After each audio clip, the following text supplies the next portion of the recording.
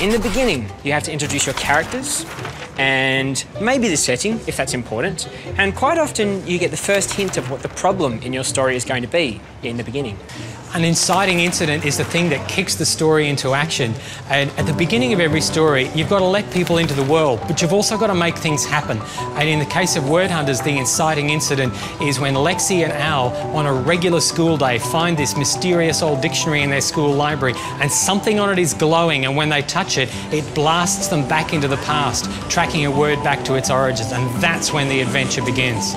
In the middle of your story, things have to get complicated. You have to make life hard for your characters. Just when they think that everything's going to be fine, you have to throw something else bad at them, and they have to figure out how to get out of it. And then at the end of the story, you have to remember, what was the problem that you introduced at the beginning?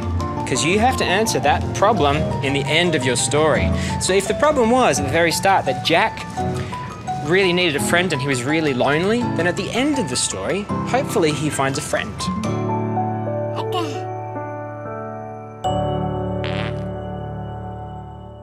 The most important thing to remember is that there's no wrong way to do it. The only thing that is wrong is not to do it at all. So if you feel like you have a story to tell, then just sit down and start to do the work, and you will figure out how to structure it.